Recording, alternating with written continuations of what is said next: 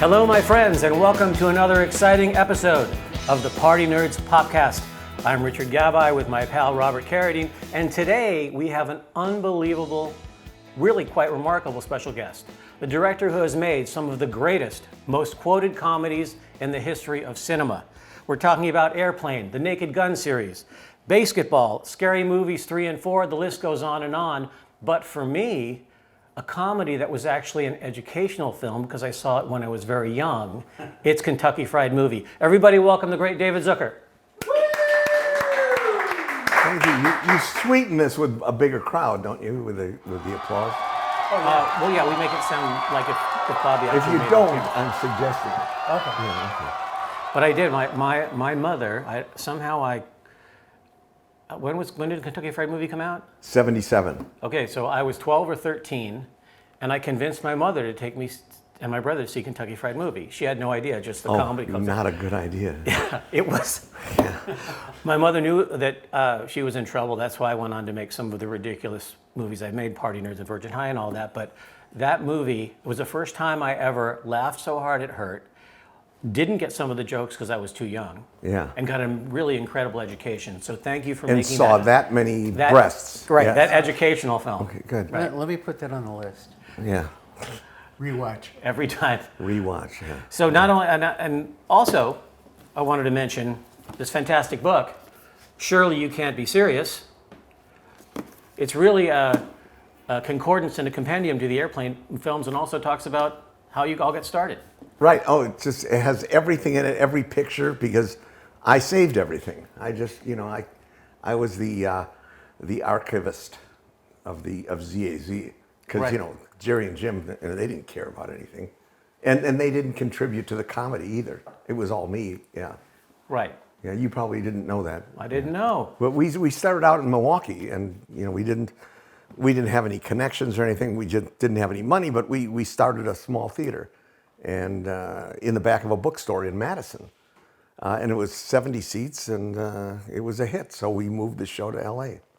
And was that show was the kind of root material for Kentucky Fried Movie? Right. It was called Kentucky Fried Theater, and our Right. first show in L.A. when we started was called My Nose, because just so we get in the L.A. Times calendar section every week, My Nose runs continuously. So that's what pretty much passed for humor. That's good. In the early and then there was a big billboard sign in the empty lot next to the theater, and we rented it, and we were doing maybe one show on Friday and one show on Saturday, and half filled, and we didn't have any publicity budget, so we rented the billboard and put on it, this is it, Kentucky Fried Theater, with an arrow pointing down to the theater. And then we organized the whole neighborhood protest against it and invited the media. And when they showed up, they were told that a big corporation planned to tear down the sign and plant a tree in its place. And the neighbors were marching around with placards saying, "Save the sign." So, and they loved it. And so we got in the LA Times and on KABC, and we were packed after that. And we added a show on Friday and Saturday. So, And that's great. this is what we kind of used those little tactics to get attention. So, and I'm still doing it. That's great, man. I'm doing this show. Yeah. Yeah, exactly. How did you? What was the budget on Kentucky Fried Movie, and how did that jump you? Because a lot of our viewers are filmmakers and cinephile film fans, so it's always interesting for them to know. Like, well, we shot the movie in 2 weeks and spent, what was that like? The budget was $650,000, and we got it because we shot 10 minutes of it ourselves on 35 millimeter, $25,000 budget, and we showed that. Our friend Kim Jorgensen from Milwaukee showed it to his exhibitor friends in San Francisco from United Artists Theater Circuit. So, and they saw it, they had the smarts to play it in front of their audience, got a big laugh, so they put the budget in. And Kim said, "Oh, I can get you the money in 2 weeks. And we thought, yeah, right. Because we had been turned down, of course, by every studio. Right. I still am turned down by every studio. And studios are, they're unbelievable. So we got the money for the budget, and then we shot it at this mansion in Pasadena. And it was a huge hit. It probably made $20 million because they showed it in their own theaters. It was all profit for them, and for a budget of 10 cents. And so we were in the movie business. And actually, we had already written the airplane script. But of course, everybody turned that down.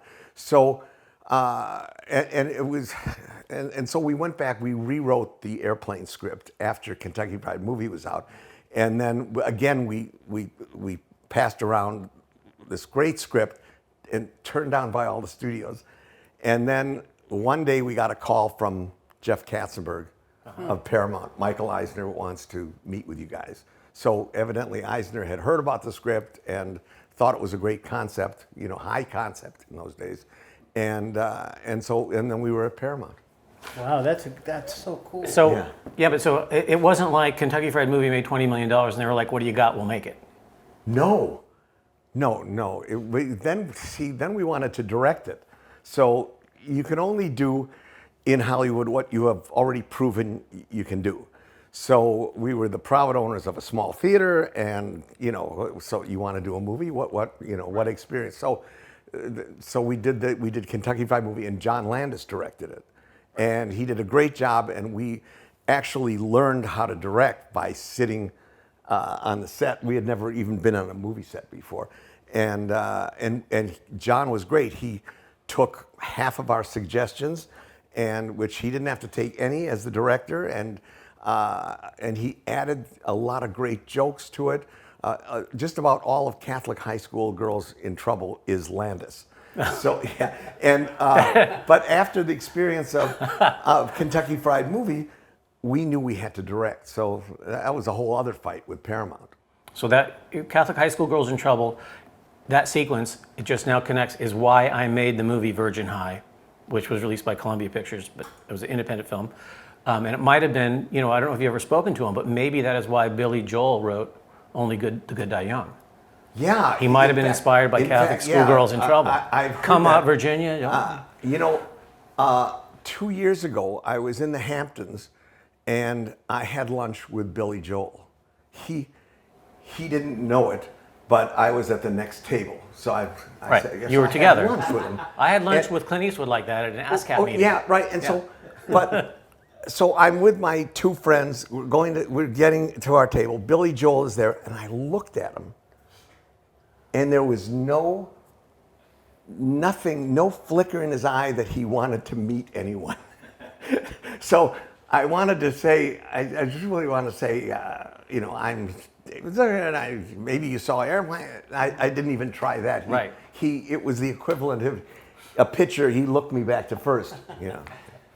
But that HBO special on his life is really remarkable, and what an amazing freaking genius he is. I'm watching it right now. Yeah, not right now, but and also as a lifetime songwriter with an obscure level of success.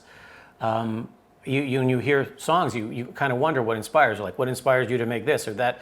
And when you watch that piece on Billy Joel, all the songs take on a whole new meaning. They're all real. Yeah, no, these people are genius humans, in the category of Paul McCartney. It's weird when I think we're on the earth currently with Mozart. He will be regarded like that 100%, 100 years from now or whenever. But an amazing. I'd love to meet him. I'd love to meet any of the Beatles. Yeah. In fact, I have a song for Ringo, if you have any connections. Hey, I have a story about Ringo. Oh, really? Okay. Yeah, I was in Cannes Film Festival with my brother David. Right. And we're standing on the edge of the beach. We're looking out at the ocean and all that. And Ringo walks up. And he says hi to David, and David says hi to him. And David says to Ringo, "Hey, man, you want to smoke a joint?" And Ringo goes, "Sure." We smoked a joint with Ringo. Oh, wonderful. Yeah. And we shared one of the episodes we have is we said Richard and Bobby's True Hollywood Stories. We both had Ringo Starr stories. His is way better. I was invited to see a show at the Old House of Blues on Sunset by my rep at Photochem, the lab where we do all the film work. I don't know if you guys have ever used Photochem. He says, well, Ringo Starr wants to make an independent movie and you know the nuts and bolts. How about if I invite you to see, it was Merle Haggard, and I'm going to sit you right next to Ringo and Barbara Bach. He's going to ask you a lot of questions. He proceeded to ask me 3 hours worth of questions. Wow. I didn't eat because I was a little nervous and I was talking to a Beatle. Yeah. And his wife's gorgeous. I missed the entire, then all of a sudden the Merle Haggard show was over. Everyone stood up. I asked him for an autograph. And this was before eBay, before selfies. Right, yeah. He just went like this and walked away. Oh, really? Barbara Bach gave me a kiss on the cheek and said, sorry, Richard, you're adorable. Thank you so much. But anyway, Bobby's story was better. That's a great story. It is a great story. That's It's a great story. And I still love you, Ringo. Yeah. And I hope if I helped you a little bit, you've helped me a lot. Just send the autograph But to... speaking of Beatles, it's a little shocking, but many people do consider you the Paul McCartney, the Billy Joel of comedy. So I know that you have taken it upon yourself to start this master crash, a crash course in spoof comedy taught by this gentleman. Maybe you can Well, tell us I mean, about that. you can't really teach anybody to be funny, but we have these 15 rules, which we mentioned in the book, and it's mostly things not to do. But so we've saved a lot of time and heartbreak by, avoiding doing this and that. And there is it looks like it's all crazy and zany and everything, but there is a discipline to it, what we do. And I would always talk about this with Jim Abrams, and he was just big on that. There was a discipline to it, and we evolved these 15 rules since the live show, way before we did movies, and they still hold true. And so this course is based on those 15 rules. And then I'm a talking head doing, and tons of examples, and it's a pretty interesting series. So you're saying, he's saying he can't give you talent. No. But he can make you better. I can. You can avoid mistakes, right? Kind of like a songwriting class, dude. Yeah, avoid mistake. And then the 15th rule is there are no rules. And, there are rules. They're not, these are the rules of comedy. And, the Wayans are talented and they do their own stuff, and, they're originals and they don't need our rules, nor does, talking about people who do spoof, Austin Powers, that movie does his own style, Mike Myers. Hilarious. Hilarious. Hilarious. He doesn't do our rules. He doesn't need them.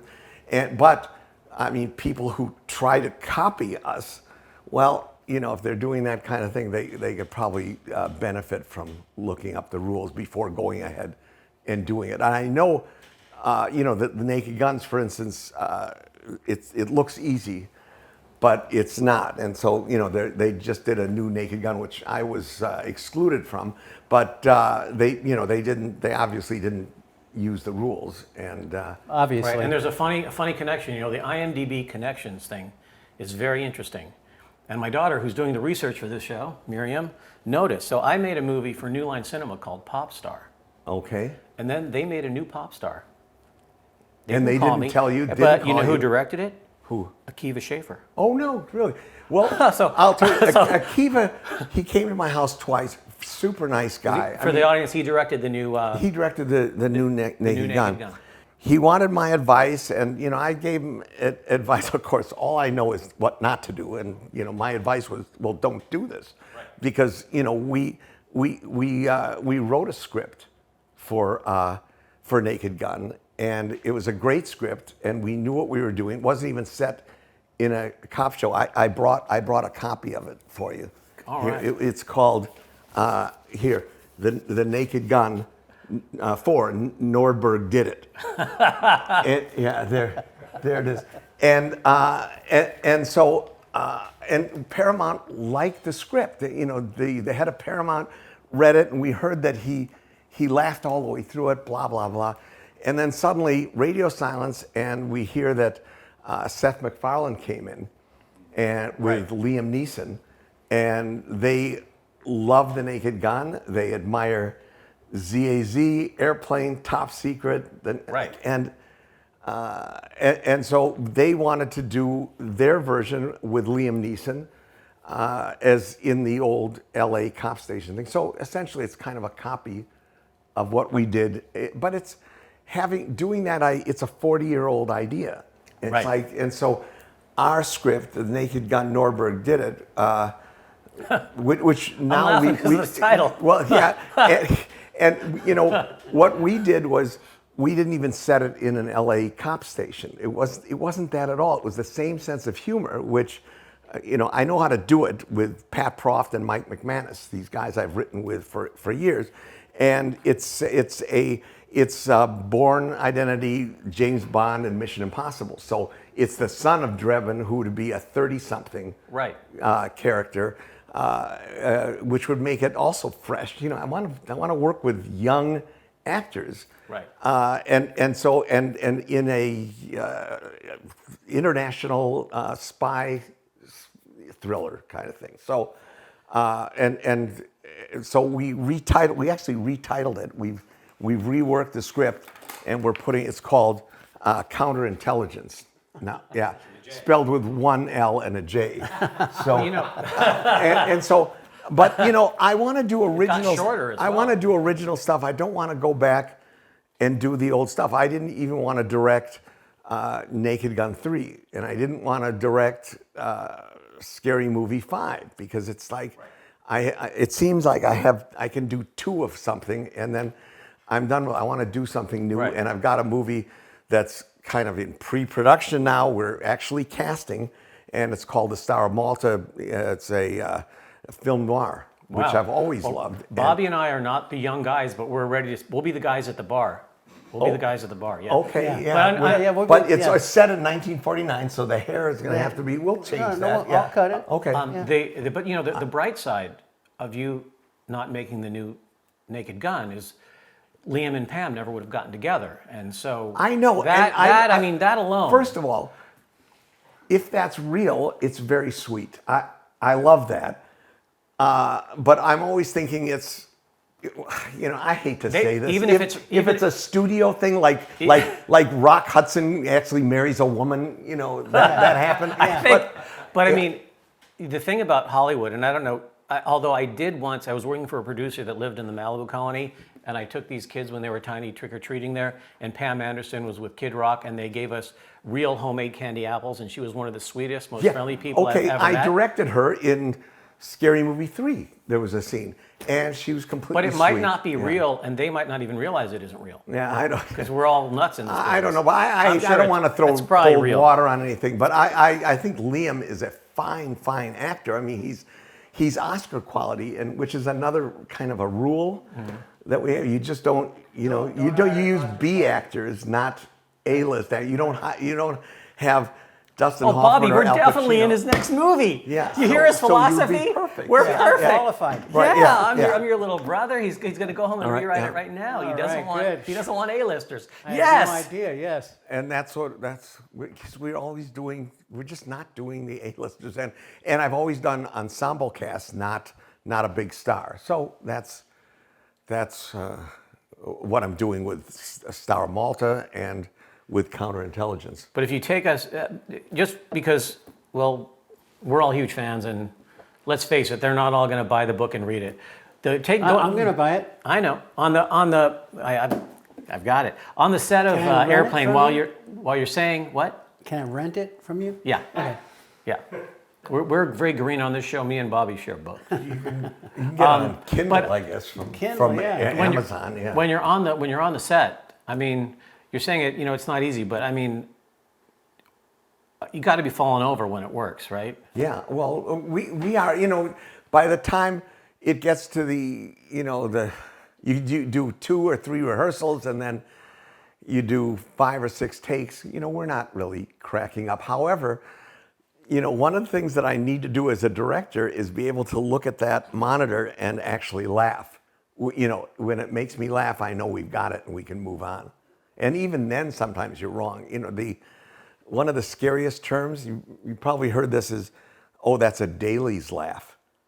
You know, so they man, laugh that's in good. dailies, and then you put it up in front of an audience and it doesn't get a laugh. So there's all sorts of things. And after this course on the 15 rules, based on the rules, I want to do. We have a glossary of terms, which is like 100 or so terms that we I use. got to see that. And that's more. That's more. And I have stories for everything. You know, when you get to be elderly, you just have a million stories. You do, yeah. Well, we have time for like 4. I can't remember, and plus I was lying. Yeah. Hey, did you ever? Did you ever see the Pom Pom Girls? No. Shot it for $325. It made $41 million. Wow. Yeah. I completely missed it. Were they naked? Some. Okay, then I may have seen it. Or the highlights anyway. Yeah. So, but how about your casting process? You say you didn't use because I mean, Airplane. Anyone who's, I don't know, 30 to 90, because I mean, you get really younger than that, maybe they haven't seen it. How did you go about casting that? Well, because everyone's perfect. Well, first of all, it turned out to be perfect. The only one that we knew we wanted. I mean, if you're talking about Airplane, it's Robert Stack. You know, we were willing. Yeah. Right. If he didn't say yes, we were prepared to camp out on his front lawn until he said yes. He was the only one who we thought could play that. And then the rest of them, we went down the list. We were turned down by people. And really? I think Charlton Heston turned it down, and I thought he would be great. He would have been great at any of this stuff. And but Lloyd Bridges, that was a find. Lloyd was not our first choice. I think we actually kind of were enamored with an actor named Vince Edwards. Somehow that didn't work, and then we actually had a meeting with Jack Webb. Oh man! For one of those roles, maybe for Bridges' role. And he was great. And but we got Lloyd. Lloyd turned out to be great because he's one of those. He's right in the pocket there with that stuff. And then Leslie Nielsen was the fourth choice. You know, we went to really. Wow. Vincent Price turned it down, and it's like 2 or 3 Vincent Price other would have been actors. hysterical. Yeah, and in his obituary, he said one of his big regrets was turning down Airplane. You know, a lot. I've read some obituaries of actors who said their biggest regret was turning down Airplane, and a lot of them I said, well, we never offered it to him. Right, they just said it. They may have been given the script by Paramount. Right. So, anyways, but and Leslie read it and said, I don't care. Don't tell those guys I told you that to his agent. He said, but I'd pay them to do this. And Peter Graves, we went to him, like he was the second or third choice, and we went. I start laughing because I immediately have the lines in my head. Ever since and Peter Graves, we heard, read the script and threw it across the room and said, "This is the worst piece of trash I've ever read." And then much later, I realized, after you get some experience as a director, you realize actors don't. Oh, well, you guys know this. Actors don't read the whole script. They just read their own part. And Peter reads, to a little kid, he says, have you ever seen a grown man naked? And, I'm sure it appeared to him that he was going to play a funny pedophile. Yes. You're quick with this, yeah. So, because you got an Emmy, that's amazing. Yeah. So anyways, Howard Koch, our executive producer, he was this old guy. He was 62 at the time, knew all these guys, and he was the one. He really got us Robert Stack, and he called Peter in. He called Peter and said, "Peter, you should really meet the boys," as we were called at the time. Yeah. And so I'm sure he imagined that we were these wild-eyed, drug-crazed maniacs having written this script. So, and then he comes in, and we're just, we're very preppy and, from Wisconsin and gee whiz, or at least we acted like that. And he decided to do it. So that was the biggest leap was Peter Graves. So what was Kareem a stunt, or did that last minute, or had you thought about that? No, the script we wrote back in '75, before Kentucky Fried Movie even, was Pete Rose. And this is that, we have angels guiding us, because Pete Rose couldn't do it because he was actually managing and playing at the time, and we were shooting in the summer and gambling, And then we got Kareem. And then we were able to write, because of Jim Abrams. Jim Abrams follows all this stuff, NBA and everything, very closely. And so Jim wrote this whole thing, the banter between the kid and Kareem saying, I like you, but my dad says you don't really play very hard, and don't play defense and run down. And it was, and that became that whole Kareem exchange, which was so great. And it was never. I looked in the Pete Rose thing. It was before the gambling thing, so we couldn't do that with Pete Rose. So there was just nothing. We just said, "Oh," the kid says, "Oh, you're Pete Rose," and that was not enough. Yeah. So a lot of times we just lucked into things. How did you find Bob Hayes? Oh, Robert Hayes. Our casting director looked and couldn't find anybody. And then Bob Hayes' manager sent his picture into Howard Koch, our producer, and it turned out Bob was right on the lot shooting Angie the whole time. Oh, wow. And no one saw him, so we had him in, and we just knew immediately. He was great. And then in the movie, you see, he's like a running back who has a lot of blockers, but the last 20 yards he just bowls people over by himself. He's that good. Right. And I say in the course, in Master Crash, how I give examples of how his reactions to, like when he says, it's a different kind of flying altogether, and then Leslie and Julie say in unison, it's an entirely different kind of flying. And then Hayes' reaction is so good, so subtle. I'm not known for a lot of subtlety, but a lot of times actors would provide Listen, accidents happen. Yeah. And so it was not directed, it was completely Hayes. Although most of the movie was me directing. Of course, yeah. Okay. Yeah. Not mentioned in this thing, which I just looked and saw. I mean, Ruthless People. Yes. Okay, well that was... That's a phenomenal movie, and I had the pleasure of working with Helen Slater in my movie The Good Mother, the TV movie I made. But I met Helen Slater when we were in London shooting Top Secret, and she was shooting Supergirl.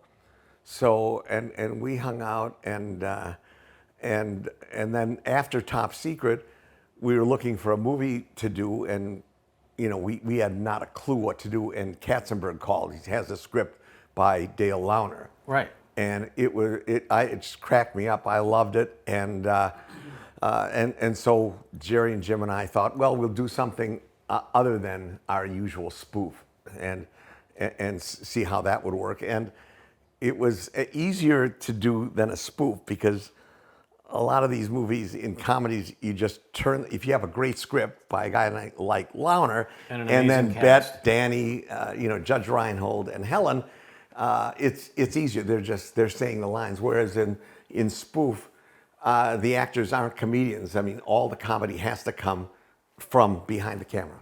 In the studios that we were sort of questioning, you went from you can't direct because you run a theater, and then you got to direct somebody else's script that you didn't write.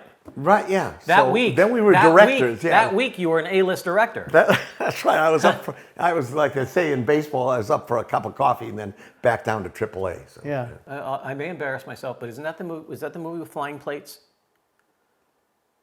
I think that may have been Kentucky Fried Movie in Fistful of Yen.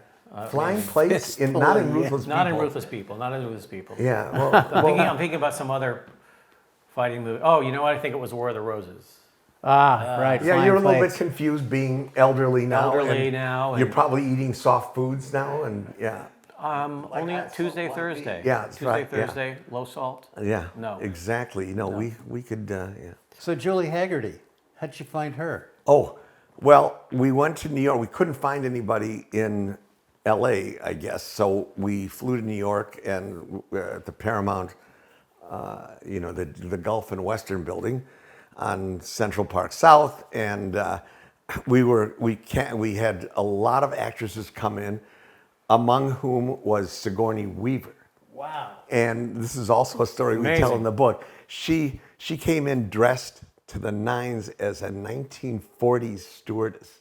with the hair. I mean, there's a difference between Sigourney Weaver maybe and the usual actress. I mean, she really tried hard and wanted to work. And this was before she was Sigourney Weaver, and she read she was fine. She, because basically we need acting rather than a comic performance, and she objected to a few of the lines.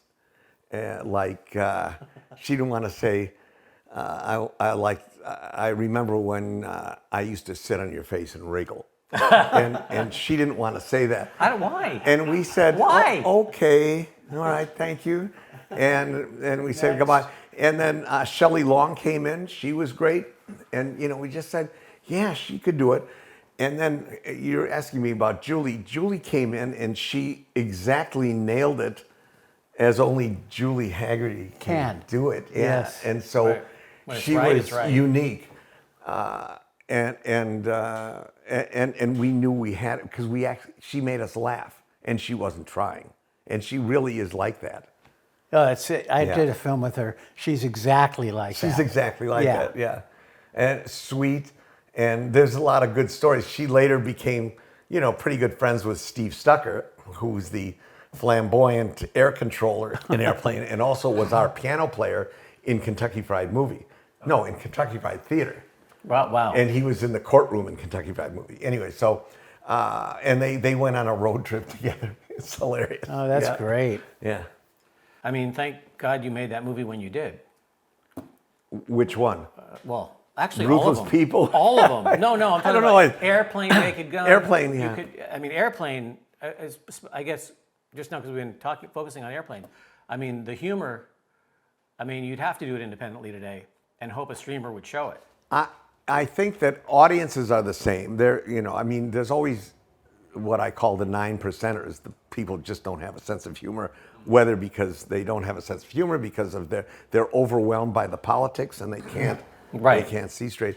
But it's the studio executives who are the ones who are frightened, and because I get asked, they're only happy if they say no. Right. Well, no one ever got fired for saying no, I guess. Exactly. So, I get asked when I do a Q&A after we screen one of the movies, they say, could you do Airplane today? And I said, oh, yeah, sure, of course we could, just without the jokes. And it's actually true.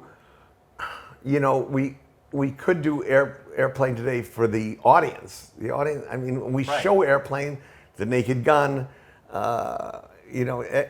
Top Secret, they just the same laughs as it was a million years ago, but it's the studios, they're frightened. Pat Proft and I once went in to pitch a movie. It was, I think, it was Naked Gun 4 to Paramount, and this woman who was the head of it, I forgot her name. She picked out one joke where the heroine said she had a breast reduction so she could fit into the Kevlar vest. Kind of a mild joke, but she said, I don't know if you can do that. And so then I knew, oh my God. Yeah. Was that Sherry Lansing? No, it was, her name has slipped me, but it was, she was in the office, and her second in command was John Gonda, who is now first in command there. And was the mastermind behind. Well, Bobby and I have talked about this because his huge hit film that everybody loves, Revenge of the Nerds, doesn't stream anywhere. You can't stream it. Because it's basically shadow banned. Is that what you'd call it? Really? Where it's not in public? Well, I think it's because there is a scene with, as they're calling it now, rape by deception. Oh. Because the girl doesn't know it's me until she has a really good time. And she looks shocked for about 2 seconds, and then she falls in love. Oh, yeah, you the can't Darth do Vader that, mask. I guess, yeah. Yeah. So, Darth Vader mask. Yeah, well, I don't know. Which we couldn't use. 20th wouldn't let us use the Darth Vader mask. So what is that? It's just a mock-up of something that looks Darth Vader-ish. It's Arth Vader. Darth Vader, yes. Although the good news is, though, when we first looked at, because as a good parent, I want my children to see Revenge of the Nerds. Yeah. And about 6 months ago it was, but now I went on Amazon. It's DVDs all over the place and Blu-rays. So things are getting better. Yes, yes. The Blu-ray will be here soon, and my kids will know what it's all about. Hey, Miriam, did you see that movie? Not the whole thing. How could you cut away from that? Oh my goodness. It was on TV. Okay. Oh, well, that you don't want to watch it on TV. They cut it I up. came in like halfway through. No, you made the right move. You got to watch it from the disc. That's really interesting. But could we start talking about me again? Yeah, I was just thinking, talk about how thank about you. getting into some Yeah, you understand. That's understandable. basketball. Oh, basketball. That's right. My son's favorite movie. And in fact, there's a company that wants to do it as a game show, reality show, which I think is a great idea. Right. And it would feature 10 teams from 10 different cities and do a real competition. It would be both a real sport, real competition for money, and a spoof on professional sports, which was what basketball was. I would watch that. Okay, so we have one person. All right. Yeah. I mean, we'll probably be hanging out together, so. Yeah. Oh, that's Yeah. two? That's so two. This is how you start. Right. Just from, yeah. And then Oh, we're going to get a big sign. Oh, that's a great time for me to remind all of our viewers to subscribe and like, because that's how you start, right? Oh, Subscribe. yeah, absolutely. You don't Subscribe and have to like it, but subscribe. And so, David, Yes. how do you feel about Airplane being on the National Registry? Oh, it's nice. I mean, 900 what about yeah? movies, It doesn't. you know? All I want to do is make Star Malta and Counterintelligence. I don't care about the awards. It's kind of like, I always remember in Annie Hall when Woody Allen says awards, greatest fascist dictator, Adolf Hitler. So it's just like Hollywood is so much about awards. I always used to say, we're an Oscar-free company. So yeah, we don't. I think and you he's- can't comedy. Yeah. He's really just jealous of the Emmy, but I still like him. Right. No. And I'm very passive aggressive about. I envy. Are you Canadian? I have the. Good, yeah. I'm Wisconsinan. Yeah. That's close. Yeah, no, Yeah, that's it's very close. We're right. And Pat Proft is from Minneapolis, and he Oh, lives he's there now. really close. Yeah. He's a And squarehead. we never knew each other, of course, because we were in neighboring states. But we met the first year that we were out here in LA. He was doing stand-up at the Comedy Store. Wow. Wow. And we loved him. We thought he was there as a Midwestern guy like the guys we used to have in our theater in Madison. And then when one of our actors left the show, we went to the Comedy Store and worked him in 3 days, and he stayed for 40 years. Yeah. Cool. Did you guys see Ricky Gervais doing the Golden Globes? Yeah. And he was gets great. up there and he says, listen, you're in no shape to lecture the audience about anything. Right. Just come up here, thank your God, grab your trophy, and fuck off. Yeah. Yeah. He's great. I've Oh, never he's met great. him either. Yeah. I'd love to meet him. Well, on that note, thank you, David Zucker. Without the above, in Canada, we really do love you. Eh? That's comforting. So Ain't I- that's that. I Canadian. guess that wraps it up. Unless did I forget to plug anything? No, I think we got everything. We got the book. We got Master Crash. Hi, I'm. It's like I don't think I can do this.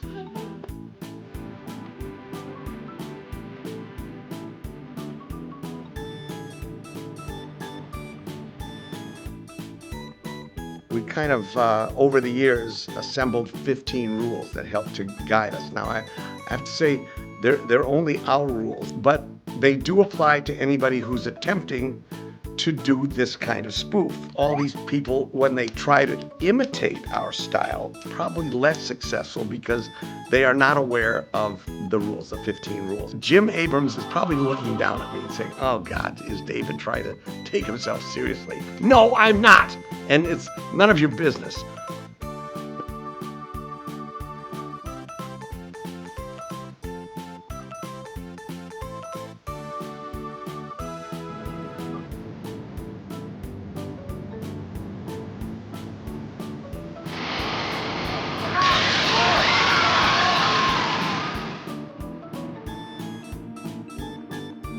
Who the hell's outside the door? Oh, it's the food. You're just standing outside. I'm getting hungry.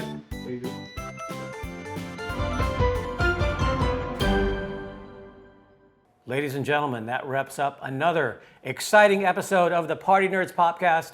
We will see you next time from this triple secret location high in the Hollywoodland Hills. Thank you very much.